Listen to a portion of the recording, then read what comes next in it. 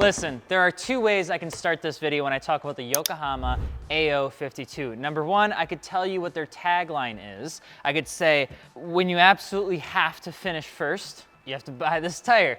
The other way I could talk about is that if you love the way tires look, you've probably been looking at the AO52. Now, I'm already going to upset a large group of people when I talk about two things, and neither of those things have to do with the actual functional use of the AO52. And I want you to set down the Mazda Miata keys, because I promise you I will get into the performance of this fantastic tire. My name is Alex Martini. Welcome to MartiniWorks. If you guys and gals are looking for wheel and tire packages shipped to your door, you can do that over at MartiniWorks.com, or if you're just looking to get another set of tires for your track day, we can obviously do that as well.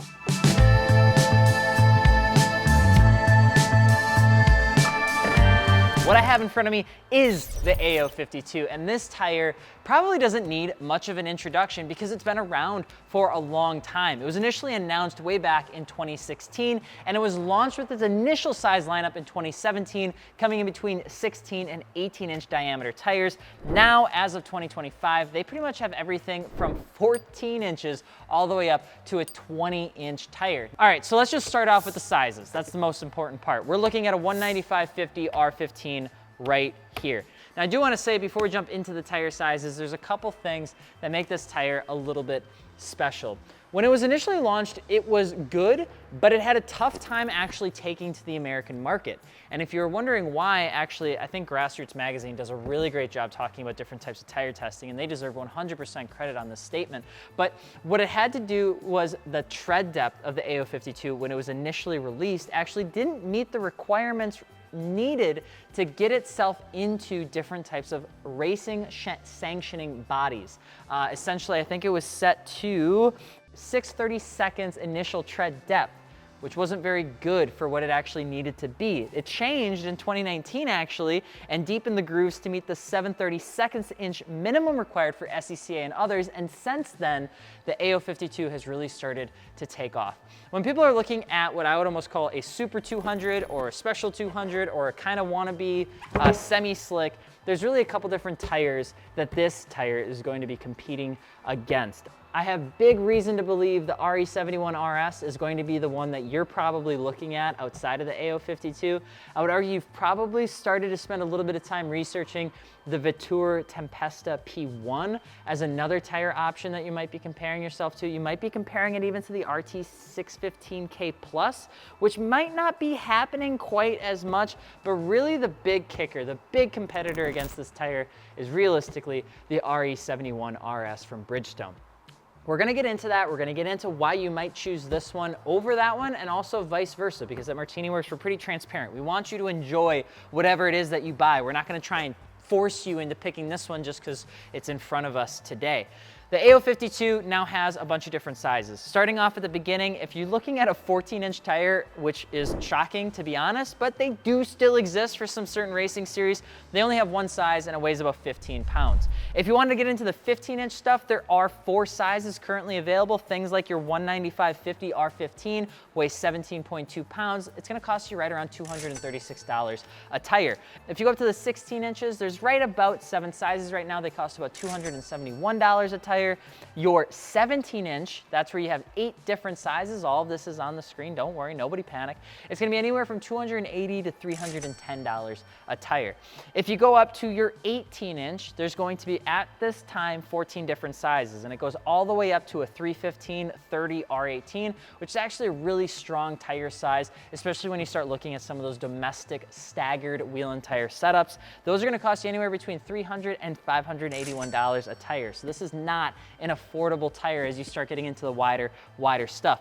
If you go into the 19-inch, there's 6 sizes up to a 295/35. It's gonna cost you anywhere from $308 to $419. And then the 20-inch, which is actually a really nice sizing option. They've started to do stuff, at least in the past, they did tire sizes for Lotus, they're doing tire sizes for Porsche, they're doing tire sizes for Camaros. A lot of that is really great. The 20-inch diameter is what makes a lot of that possible on the domestic side. You're gonna see up to a 295/30. That's gonna cost you anywhere between $390 all the way up to $516. So that's kind of like the pricing matrix. How does it compare to some of the other tires that I just mentioned? Well, it's gonna put itself above the Vetour Tempesta P1. It's gonna put itself probably in a comparable mark, depending on availability, with the RE71 RS. Yokohama's always done a fantastic job with their tire production. A lot of that, I would say, attributes to the fact that it is a Japanese tire company. You're always gonna notice that they're gonna be a little bit more conservative with what they do. You're gonna notice that they're always gonna be a little bit more controlled in what they do.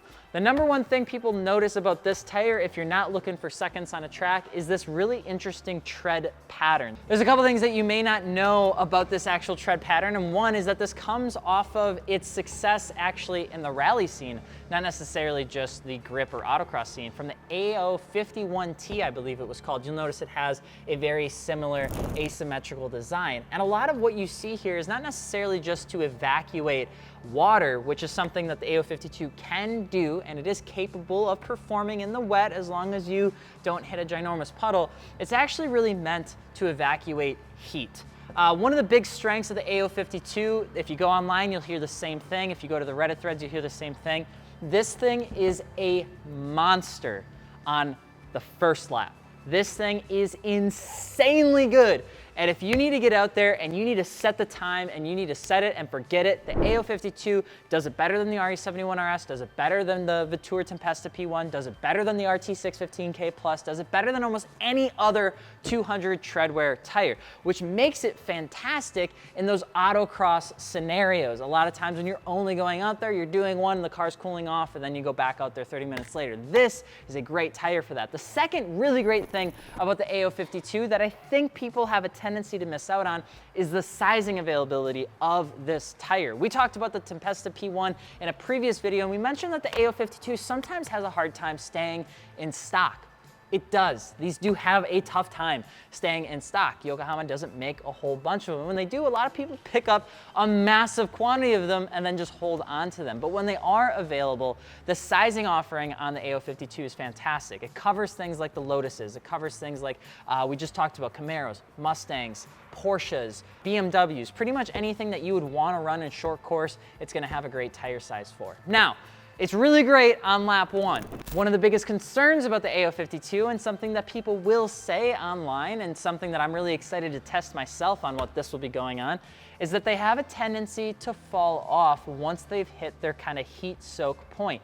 And that drop off happens almost considerably as fast as you got that really fast initial track record time. You know, it grips up fast. When it gets to its heating point or when it gets overheated, it kind of falls on its face. Now, that's not to say that it's still a good tire in heat. That's not to say that it can't still give you a good performance, but it is something to keep in mind that these are one of those tires that does need to be managed in terms of the amount of heat that you're putting into them. If you want a tire that you can just kind of set it and forget it, I'm not entirely sure the AO52 is gonna always be the one for you. Or if you're in a condition where you're going to be pushing these tires constantly lap over lap over lap over lap, you might not find that it's going to do everything that you want it to do, especially in the warmer conditions. The other thing I will say on the AO52, and I'm trying to kind of avoid some of the tech talk with the asymmetrical tread design and the fact that obviously you're going to have a stiffer shoulder block so that you can handle that corner in. That's obviously a very good thing. We can talk about the fact that the sidewall flex is very, very strong. It's going to do everything. But you guys probably know a lot of that. When you're looking at these sort of reviews, you're probably comparing the tires to another kind of tire. And so I always want to spend time talking about what people are saying about it that have already ran these things in different sort of conditions. You can see, just like the Vetour Tempesta P1, the actual tread depth of this tire is very, very shallow, which means in terms of rain or inclement weather, the answer is always, it can do it, but can it do it well? And the answer here is it can do it okay. I think if you're gonna be out there and you're gonna be driving, you're always gonna be conscious of you running any sort of 200 treadwear tire, because some of them, they're not really meant to handle that very much. You're gonna wanna make sure you keep that in mind if you're living in a place where you're seeing a ton of water. And obviously, as you lose the channels, as you lose your tread depth, you're also gonna experience that in a greater and more severe situation. So, the big thing here, what are 3 reasons that you'd want the AO52 and 2 reasons why you might not want it? Now, number 1, I will say, if you want that quick heat up speed, if you want to be able to get performance out of a tire straight away, the AO52 pretty much sets the bar in terms of doing that better than any other currently comparable 200 tread wear tire in this class. I think there will be people that will argue with me about the Ventura Tempesta also being able to do it. Our experience on the E46 M3 when we ran them was not the case. It needed time to get up to where we actually felt like we could push the tires, and that's our experience on it.